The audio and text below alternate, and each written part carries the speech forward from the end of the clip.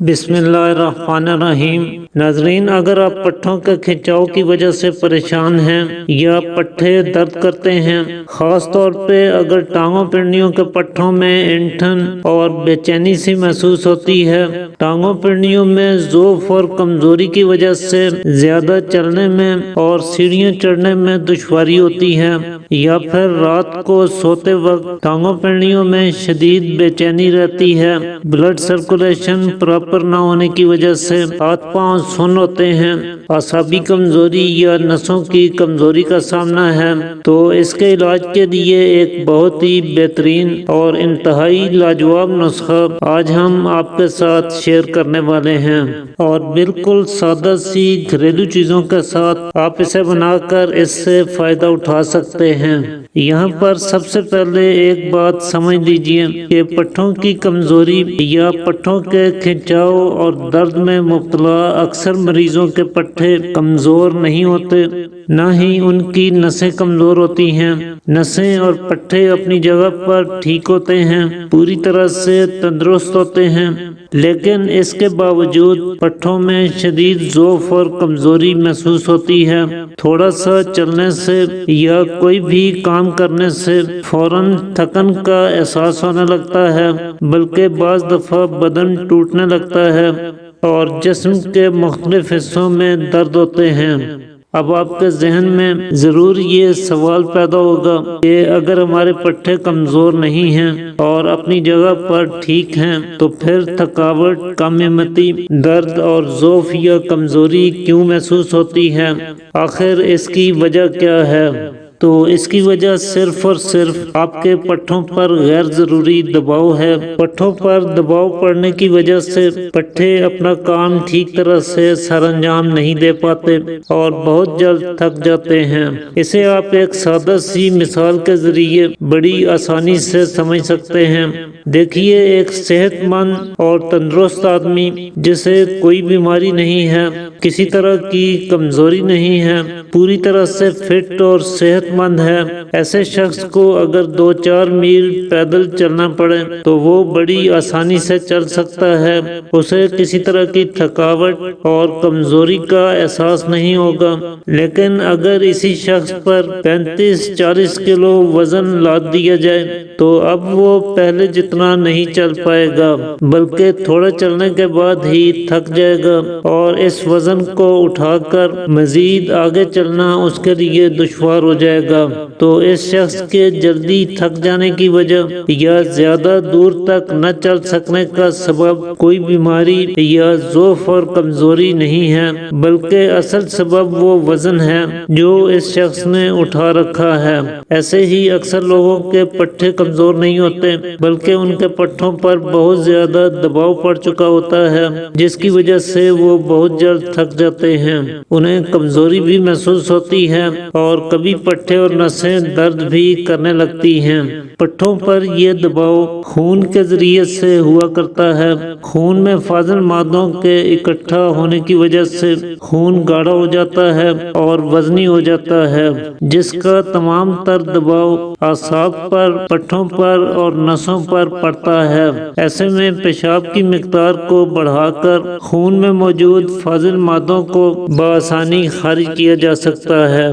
جیسے ہی خون میں سے فاضل مادے خارج ہو جائیں گے، پٹھوں پر سے دباؤ کی کیفیت ختم ہو جائے گی اور بلا وجہ کی تھکان، آلس، کمزوری اور درد یا کھنچاؤ جیسی علامات پوری طرح سے غائب ہو جائیں گی۔ چنانچہ اس کے لیے آپ اپنی ڈائٹ میں مدر بول غذائیں شامل کریں، یعنی ایسی غذاؤں کا استعمال کریں جو پیشاب کھل کر لانے والی ہوں۔ اس کے لیے آپ کھیرے کو سلاد کے طور پہ استعمال کریں۔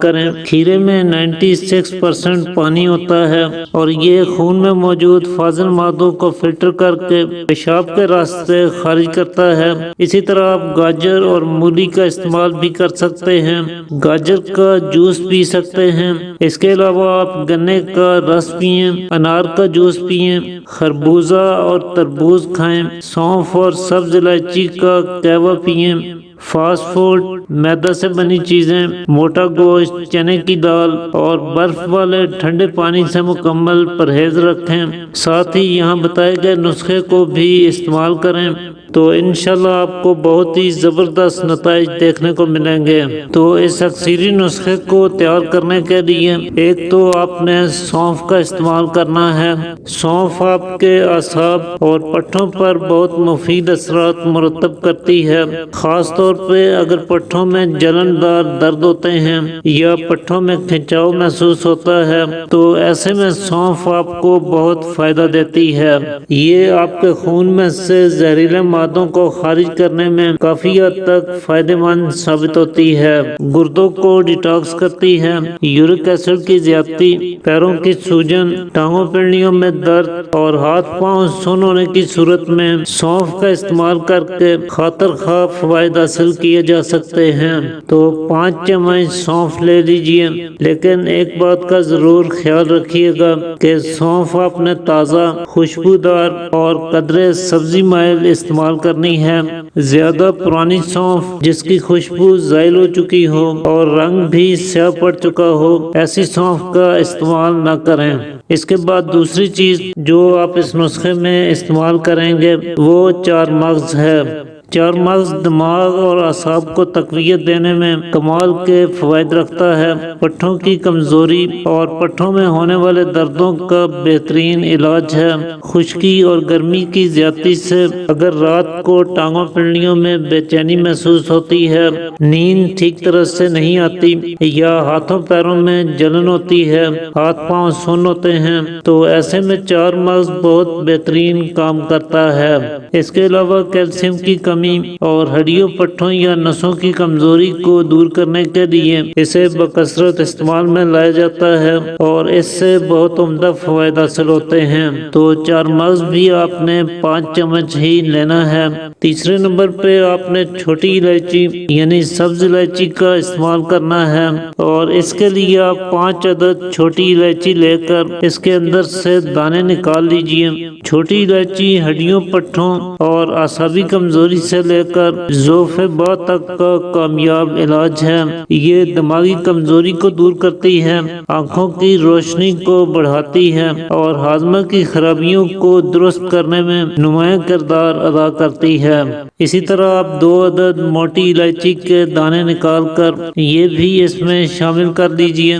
موٹی الائچی دوران خون کو بہتر بناتی ہے اور ہاتھ پاؤں سون ہونے کی صورت میں بہت فائدہ کرتی ہے۔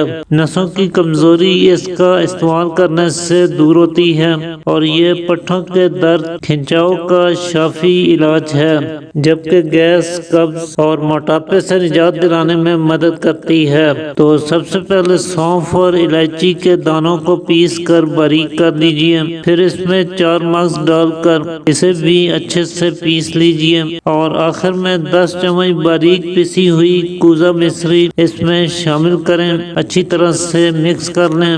تو اس طرح سے آپ کا یہ اکثری نسخہ تیار ہو جائے گا۔ اس میں سے 2 چمچ صبح و شام تازہ پانی کے ساتھ استعمال کریں۔ اسے آپ نے خالی پیٹ استعمال کرنا ہے۔ کچھ دن متواتر اگر آپ اس کا استعمال کر لیتے ہیں تو اس سے آپ کو بہت ہی بہترین نتائج حاصل ہو سکتے ہیں۔